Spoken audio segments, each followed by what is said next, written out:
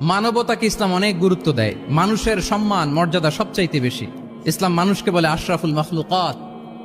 আল্লাহ তাআলা বলছেন, ওয়ালাকাদ কাররামনা বানি আদম, I have dignified the status of the son of Adam. আদমের সব সন্তানদেরকে আমি মর্যাদা দিয়েছি। তিনি বলেননি যে আমি মুমিনদেরকে শুধু মর্যাদা দিয়েছি, শুধু মুসলিমদের মর্যাদা দিয়েছি, কেবলমাত্র মুসল্লিদেরকে মর্যাদা দিয়েছি, এমন তিনি বলেননি। ওয়ালাকাদ কাররামনা বানি আদম, গোটা বনি আদমকে, মুসলিম অমুসলিম নির্বিশেষে সব বনি আদমকে আমি সম্মানিত করেছি। আল্লাহু আকবার। এভাবে ইসলাম মানবতার কথা বলে এবং মানুষের জন্য যে কাজ করে ইসলাম তাকে শ্রেষ্ঠ মানুষ বলেছে।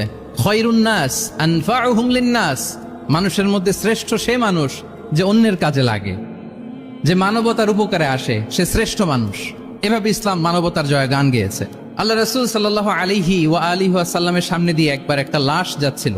তিনি সাহাবাদেরকে নিয়ে বসেছিলেন। হঠাৎ ওই লাশ দেখে রাসূল সাল্লাল্লাহু আলাইহি ওয়াসাল্লাম দাঁড়িয়ে গেলেন। সাহাবারা বললেন, ইয়া রাসূলুল্লাহ, ইন্নাহু ইয়াহুদি, এটা ইহুদির লাশ। কার লাশ? জুইশ, ইহুদির লাশ। আপনি দাঁড়ালেন যে? রাসূল সাল্লাল্লাহু আলাইহি ওয়াসাল্লাম বললেন, আওয়ালাইসাত নাফসান, সে হোক ইহুদি, সে কি মানুষ নয়?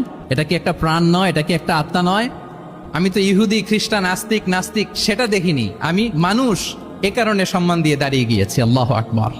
তাহলে ইসলাম হচ্ছে দ্য রিলিজিয়ন অফ হিউম্যানিটি, মানবতার ধর্ম।